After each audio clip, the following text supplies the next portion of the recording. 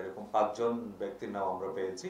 এই 5 জন ব্যক্তিকে কিন্তু তাদের এই যে সাহসিকতার জন্য আমাদের ডিএমপি কমিশনার জনাব শেখ মোহাম্মদ সাজ্জাদ আলী ডিসি স্যার তাদের জন্য প্রত্যেককে 5,000 টাকা করে পুরস্কারের ঘোষণা দিয়েছেন এবং তাদেরকে অক্সিলারি পুলিশ অফিসার হিসেবে নিয়োগ প্রদানের ঘোষণা দিয়েছেন। এই বিষয়টা আপনাদের অবগত করে রাখবেন।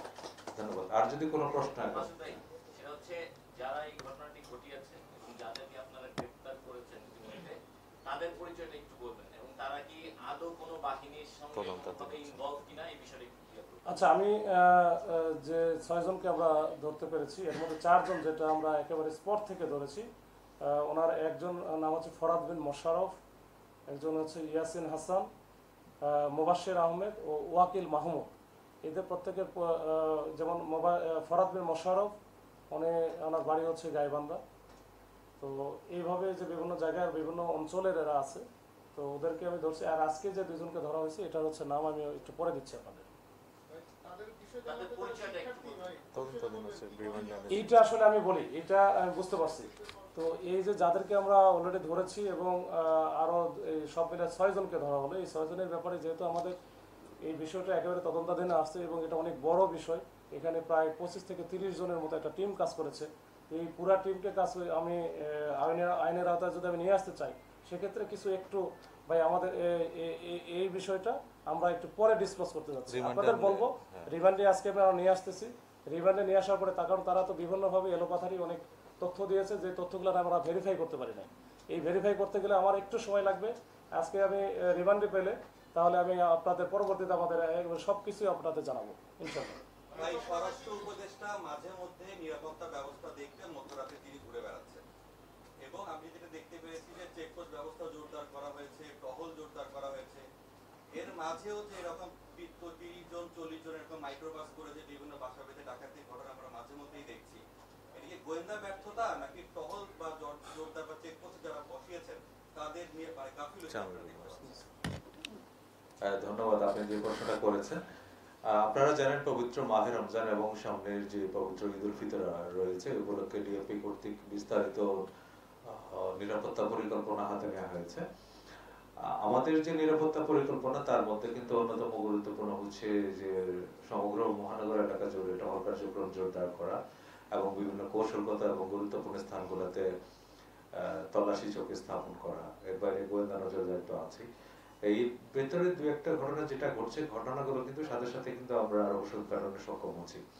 তো আমরা এই একটা মেসেজ অন্তত সবাইকে দিতে চাই, কেউ যদি পুলিশের কাজ যেটা তার দুর্বলতা মনে করেন, এখানে কত শৈথিল্য আমাদের নেই, আমরা সর্বোচ্চ আন্তরিকতা এবং পেশাদারিত্ব দিয়ে কাজ করছি। এখানে যে কেউ কোনো অপরাধ করে পার পাবেন এই ধারণা যদি কেউ থাকে, ভুল করে থাকবেন। আমরা সর্বোচ্চ চেষ্টা করছি এবং সাম্প্রতিক যেসব ঘটনাগুলো ঘটেছে বেশিরভাগ ক্ষেত্রে কিন্তু আমরা রহস্যঘাত করতে সক্ষম হচ্ছি। ধন্যবাদ।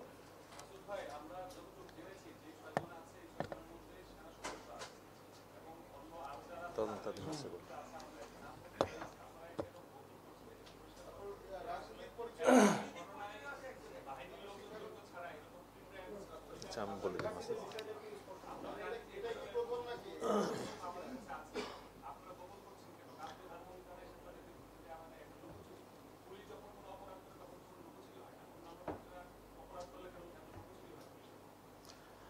আচ্ছা, বিষয়টা নিয়ে আলোচনা হয়েছে এখানে। আমরা এখনো তাদেরকে আসলে কোর্টে পাঠানো হয়েছে, তাদেরকে রিমান্ডে এনে বিস্তারিত তাদের তথ্য এবং পূর্বের যে পরিচয় বিভিন্ন কোনো কিছু থাকলে সেটা আমরা নিশ্চিত হতে পারবো, তারপরে আমরা হয়তো আপনাদের বলতে পারবো।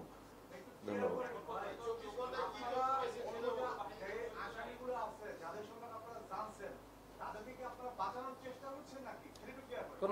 না, এখানে আসলে কোনো অপরাধীকে কোন রকম ছাড় দেওয়ার কোনো অবকাশ নেই। আমরা তাদেরকে সর্বোচ্চ শাস্তি যেন পাই, আইনের আওতায় যেভাবে আসে সেই চেষ্টায় আমরা করছি। ধন্যবাদ সবাইকে।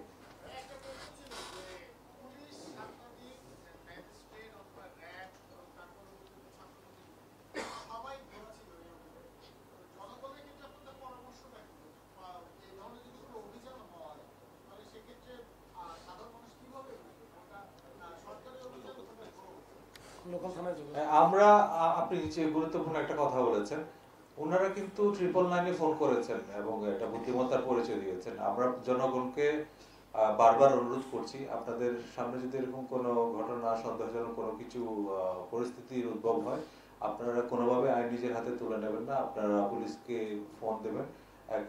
নিকটবর্তী পুলিশ স্টেশনে হলে খুবই ভালো হয়, অথবা 999-এ ফোন দিলে আমরা দ্রুততম সময়ের ভিতরে ব্যবস্থা নিব। ধন্যবাদ সবাইকে। আসসালামু আলাইকুম। আজকে আর প্রশ্ন নিচ্ছি না, সামনে পবিত্র ঈদ উল ফিতর আছে, আমি সবাইকে ঈদ উল ফিতরের আগাম শুভেচ্ছা জানাচ্ছি। জি। ফেসবুকে একটা ছবি ভাইরাল হয়েছে, সেটা হচ্ছে যে একটা ছেলে নর্থ সাউথে পড়ে, এই নর্থ সাউথ ইউনিভার্সিটিতে, সে এই দলের মধ্যে ছিল এবং সে সাবেক ছাত্রলীগের রাজনীতির সঙ্গে জড়িত। তাহলে আপনারা কেন লুকাচ্ছেন এটা? নাকি অন্য না, ওইটা আমরা এখনো পাইনি।